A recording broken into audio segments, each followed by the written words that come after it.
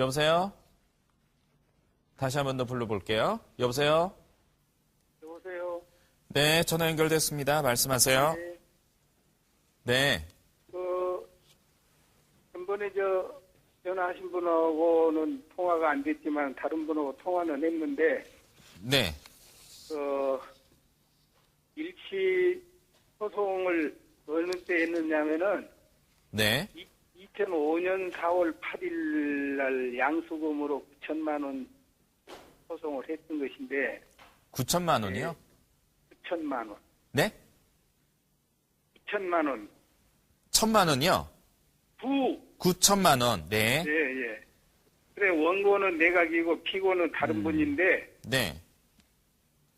그것이 1심에서 끝나고, 네.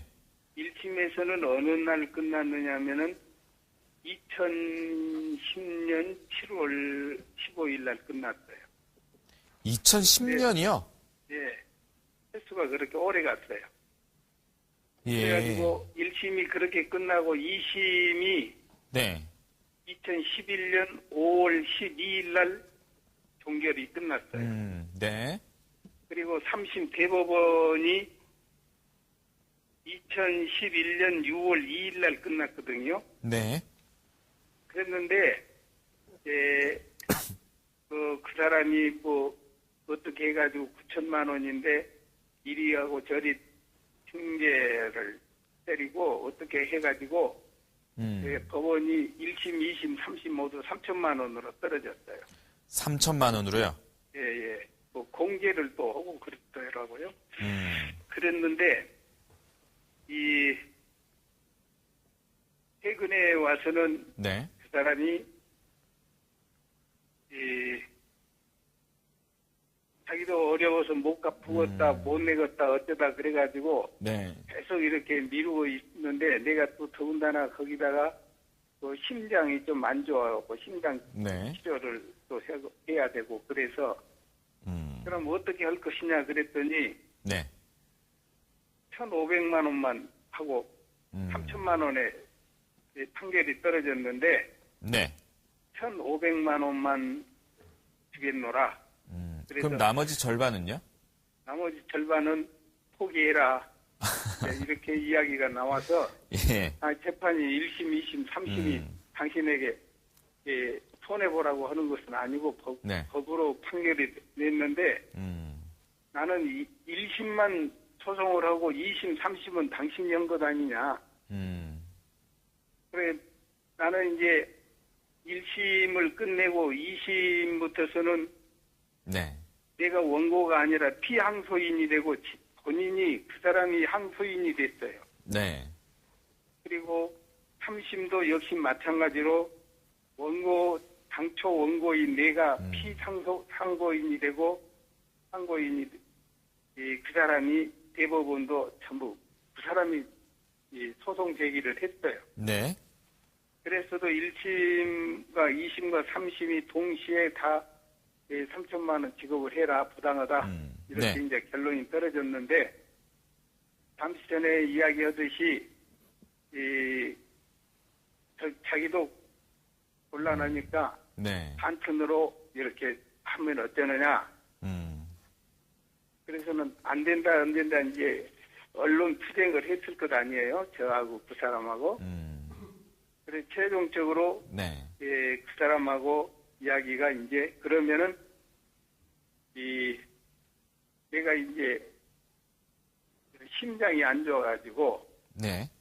치료를 해야겠고 치료비는 없고 그래서 그러면 어떻게 할 거냐 하고 이야기했더니 1,500만 원 하자 그랬어요. 좋다 그러면 1,500만 원 지금 줄 수 있느냐 그러니까 나는 안 줄 것으로 생각을 했는데 좋다 지금 주겠노라. 네. 그래서 받으셨어요? 예, 그래서 받았어요. 받았는데 나머지는 내가 청구하기가 거북스러워서 못 하겠죠.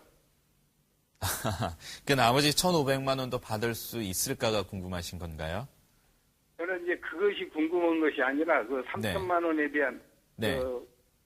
최종적으로 1,500만 원 받고 내가 이제 그러면 좋다 그렇게 이야기를 했는데 네. 그의 소송 판결문을 보면은 뭐 기간에 5%, 기간에 갚을 때까지 20%그 이자 계산하는 것이 있더라고요. 네, 이자 계산이 됩니다. 예. 그래서 5%가 있고 또 5%가 기간이 경과되면은 20%, 연 20% 그것이 있는데 네. 그것을 청구하고 싶은데 가능한가 그걸 물어보려고. 자, 그러면 상담자분 말씀은 1,500만 원을 제하고 이자만 더 받을 수 있는지가 궁금하신 건가요? 아니면 예, 예. 내가 구두상으로라도 1,500만 원 포기하겠다라고 말씀하신 그 부분에 대해서 다시 한 번 더 찾고 싶으신 건가요? 1,500만 원 못 받으신 부분 다시 받고 싶으신 거예요? 아니면 이자만 따로 받고 싶으신 거예요? 못 받은 것은 1,500만 원. 네. 남자가 한번 의사 표시를 했는데, 네네. 야, 그럼 됐다 그러면은 1,500만 원 지금 주겠노라, 주겠노라. 네. 좀 좋다 그러면 그렇게 하자. 네네. 그렇게 해버렸는데, 그것도 의사 표시 아니에요? 일단 보겠습니다. 그게 법적으로 영향력이 있는지는 이따 변호사분하고 말씀을 좀 나눠보시고요. 그럼 저희가 두 가지 다 한번 짚어볼게요. 지금 아버님이 못 받으신 돈 1,500만 원과 함께 그리고 지금 일단 판결은 최종 판결은 2011년 6월이니까 이후로 지금 1년이 넘었죠? 네, 거의 2년이 다 돼가는 시점인데 이자까지 받을 수 있는지 한번 보겠습니다. 예, 문종수 변호사입니다. 답변 들어보세요. 예. 안녕하세요. 문종수 변호사입니다. 안녕하세요. 예. 감사합니다. 예, 제가 잠깐 이야기를 들어보니까 예. 그 3천만 원을 지급하라는 그 판결문을 받으신 거죠? 1심, 2심, 3심 모두 다 예. 3천만 원을. 예, 3천만 원 지급하라는 판결문을 받으셨는데 예. 일단 1,500만 원 받으셨잖아요. 예. 근데 그 의사가 그 상대방 피고에게 1,500만 원만 받고 나머지는 포기했다는 의사인지 아니면 일단 돈이 없으니까 1,500만 원만 우선 받겠다. 추후에 1,500만 원 추후에 받겠다는 의사인가요? 후 이야기는 하지 않고 예. 당시 내가 이제 심장이 안 좋아서 심장 수술을 해야 되니까 돈은 없고 그래서 그러면 그것도 좋다. 그러면 그렇게 하자. 그렇게 이야기를 했기 때문에 제가 판단하기에는 저 의식은 저도 생각해보기에 포기한 것으로 생각을 해보는. 당사자 사이에 이렇게 포기하신 걸로 하셨다면은, 예. 1,500만 원 받으시면은 더 이상 청구할 수 없는 건 맞거든요. 예. 예, 그런데 그런데 그런 의사가 아니시라면은 일단 아프셔가지고 일단 1,500만 원을 받고 추후에 1,500만 원을 그런 이야기 예. 없이 그냥 그걸로 끝낸다라고 생각을 하고 그냥 이야기를 해버렸거든요. 아, 예. 상대방도 그렇게 알고 계시는 건가요, 그러면? 예. 상대방도? 그러죠. 아, 그런데 이제 저는 그 이후에 예. 1심부터서 약 만 6년 걸렸거든요. 예.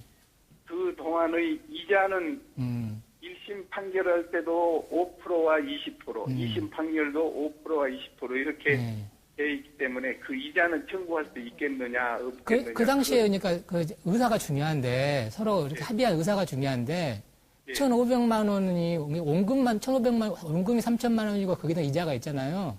예. 그러니까 선생님께서 이자는 포기하지 않으시고 원금 3천만 원에 대한 1,500만 원만 포기하신 건가요? 예. 그래서 이 나머지는 이자 이야기는 일체 없었고 예.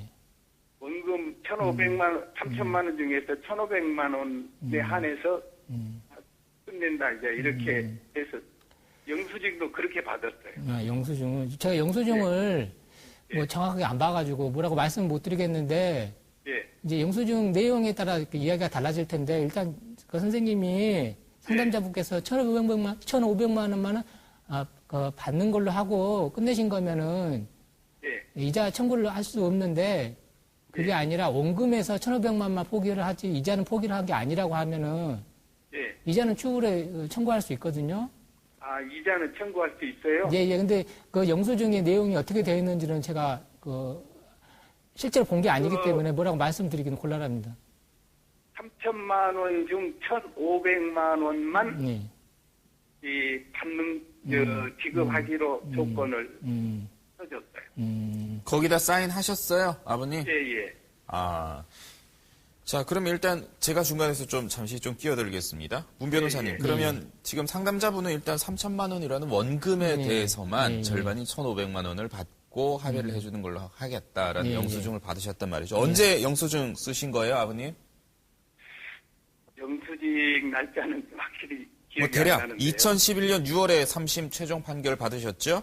예, 1,500만 원 언제 받으셨어요? 2012년 어느 때인데요. 작년 대략 1년쯤 지나서 돈을 받으셨네요. 판결 이후. 그렇게 보겠습니다. 1년 가차이 돼서 받았어요. 예, 예. 그러면 이 1년이라는 기간 동안 이자는 받을 수 있습니까? 예, 뭐 본인들의 의사가 네. 원금 3천만 원에 대해서만 줄이고 이자는 네. 포기한 게 아니라면은 네. 예, 그렇게 받을 수 있을 것 같습니다.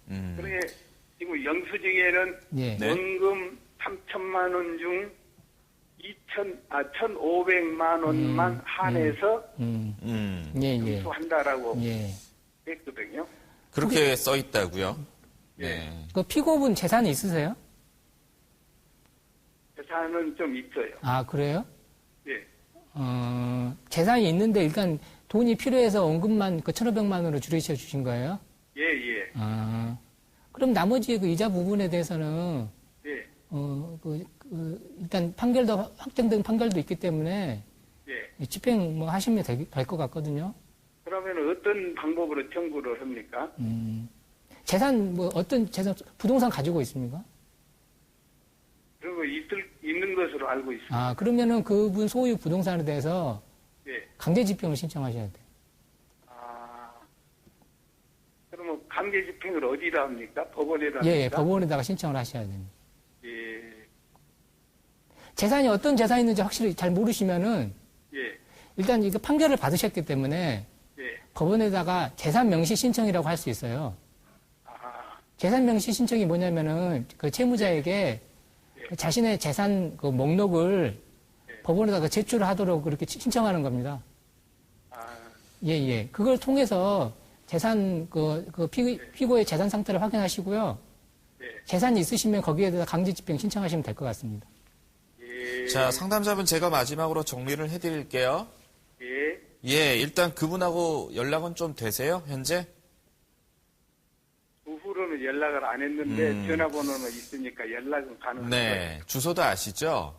예. 예, 그러면 일단 전화 통화로 한번 말씀을 나눠보세요. 이 부분에 대해서 일단 변호사분이랑 상담을 좀 받아봤더니 원금에 대해서는 뭐 포기를 한다고 하더라도 그 1년이라는 기간 동안에 생긴 이자 정도는 받을 수 있다고 얘기를 들었다고 그렇게 전해주십시오. 그리고 1심에서부터 쭉 대법원 판결 그 기간까지 이자 계산이 안 될까요? 예, 그렇게 할 수 있습니다. 그렇게도 가능하다고 보시니까요. 일단은 이자는 그렇게 계산을 하셔서 그분이랑 말씀을 나눠보세요. 그리고 안 되실 경우에는 내용 증명을 한 번 더 보내세요. 강제 집행 들어가겠다고요.